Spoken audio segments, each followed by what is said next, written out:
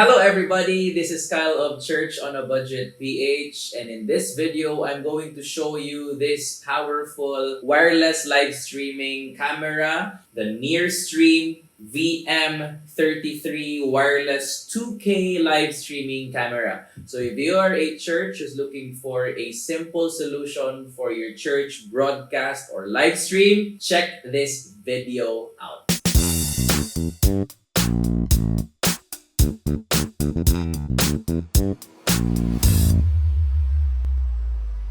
So the focus or the hero for today's video is the NearStream VM33. I'm so excited to show you guys this camera because this camera is packed. It's loaded with so much features that you may be able to use for your churches. So we're gonna unbox it together. As you can see, the packaging right here is very clean, right? You're gonna remove this one, put that aside. Inside are all of its documentation. Of course, a manual. You can never go wrong with reading the manual. So here. And then you have a quick start guide, which you have installation instructions for the app. This camera requires you an app to control it. So it has a QR code right here, which you can scan, and then you may be able to control this camera. And then a warranty card. This is very important. Fill this up. So I'm gonna show you how to download the camera's app. It's very simple. So here you go. I'm gonna show it to you. So what you're gonna do is to scan this QR code right there. Click it. It's gonna bring you to its website. And then let's look at where can we find this. All right, here. Let's click this one. And it will bring you to the App Store. And then here we go, NearStream multicam. All right? And then since I already downloaded this one, I'm going to open it. And it will show you right there. NearStream multicam interface. So here we go. This is what we're going to use later as we control this camera. All right, if you have downloaded already the software, we're actually ready to control this thing. As you can see, this right here is the camera. It's a pretty decent sized camera. It's like a hand camcorder in its size. The camera in itself is packed with all of its features. So everything is in here. Now, this is the camera, and then we also have a Type-C cable. Yeah, and it has an adapter, which is a USB Type-A, but it's actually Type-C. So this right here, you can use this to charge this camera or connect it later for the many features that you can use it for. We're gonna discuss that later. So this camera right here is packed with so many features. Let's go one by one. So this camera is a solution for wireless live stream. What does that mean? You will be able to do a live stream wirelessly. So that means you can just connect this to your iPad or iPhone, and then with the phone's cellular data, you can use it for live streaming. Or if you have Wi-Fi, you have a router in your area, you can just connect them wirelessly and live stream. Again, this is all wireless, so it's very easy to set up, and we're gonna dive deep to that later. Second thing is, this camera has 10 times optical zoom and 4 digital zoom. So this is basically almost 20 feet away from the camera, and we are at zoom level 1. Yeah, we are at number 1 now. This has 40 zoom levels, so you can actually zoom this camera up to 40 times. So let me show you how this looks like. So let's go to number 2. That's 2, right? Let's go to 5, just so you can see that looks like, right? And I'm in autofocus, auto exposure, auto white balance, and HDR. And then I desaturated a bit. But actually right now, the picture looks great. Yun. And how about let's try to what, 20 maybe? I think that's too much, but like, okay. It's me here. Where am I? Okay. Yeah.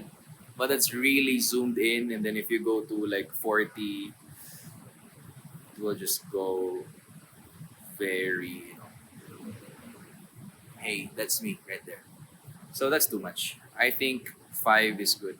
Okay, so that's what you get from the zoom lens of this. This right here at the top of the camera are its 8 built-in microphone array. So this microphone right here can have two options, which is a general mode. It will capture everything in the room, or the next feature for this microphone is its AI voice isolation mode, okay, which will cancel out any background noises and just listen to your voice or whoever is in front of it.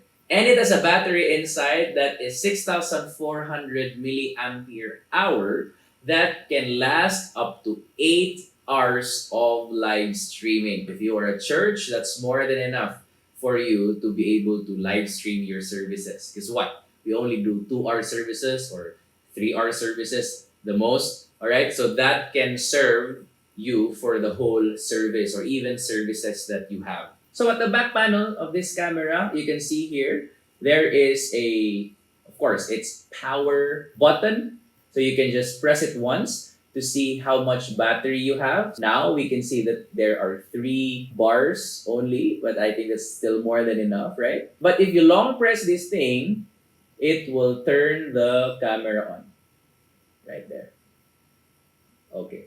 And then you can see the front LED light will light up. And so what you have here are a couple of features that we can use. Number one is it's USB-C. Now the company is generous enough to provide some cabling, so we have no problem in connecting this. Its USB-C have multiple functions. Number one, you can plug this USB-C cable, of course, first to charge the device. Because again, it has built-in battery, so you can charge it like a smartphone. Another thing is you can use this same cable to connect this to your computer as a webcam.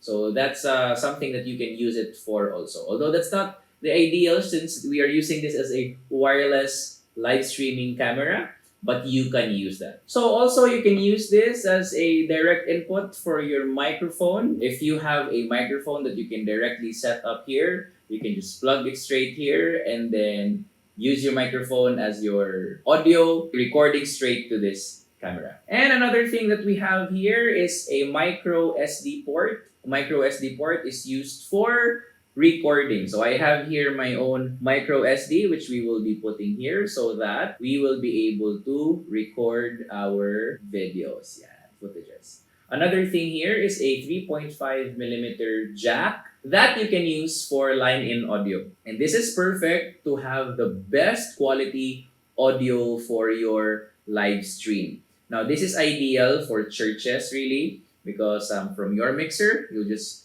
plug it straight here and then it will be recorded straight to this camera. So your video will be recorded from this lens and then your audio will be recorded from this jack right here, giving you the best quality audio that you could ever have for your live stream. So now I'm gonna show you how easily we can connect this camera to my iPad. Go to your settings. You can see it right here. It's VM33. Now, once you have connected there, you go back to your NearStream multicam app. Click this plus button and then add your camera. It's there, VM33 Kyle, because I've renamed it. And then you just click connect. When it's connected, you can just go here to continue. And then now you can see the camera right here. Hello, that's me, right? Now that you have this camera, I'm just gonna record this to my SD card. Okay, you can both just record sa SD card or you can also record directly in this phone or in this tablet. You have a couple of settings here. There is an H.264 or 265. Really depends on you. 265 is a more compressed MP4 format. But really depends the quality in which you can record in. You have a couple options here. I'm just gonna use 1080 for the purpose of this video, but you can go up to 2160, right? And then for the recording in your SD card, again, there are options here that you can use, okay? You just can freely use all of these things right here. Okay, now here are a couple of things that you can see, all right? You can actually use an image adjustment right here, which I have. And you have your settings right here. You can zoom it in. and then you can zoom out. This is the best zoom level at this distance because it's very near. It's like less than a meter away, right, from me. So this is it. But you have a couple of features here: autofocus, auto exposure, auto white balance, HDR, brightness, contrast, saturation, and hue. You can actually mirror or flip. You have a couple of things here. And then you have filters also. You have linear, stage, high contrast, black and white. So for filters, I really like the stage, okay, because it gives me a more natural balance. Now that you're here, how do we go and live stream this thing? We can go to live, add a destination right here. You can choose either YouTube, Facebook, Twitch, or a custom RTMP. So you have platforms you can directly stream from. Just make sure that your device is connected to internet connection or it has its own cellular data, right? Then you can live stream immediately. For me, I have already added church on a budget, and then I can just click that, click the settings right here, adjust some things, okay? The description, you can add the title already, like test live stream or church on a budget PH live stream.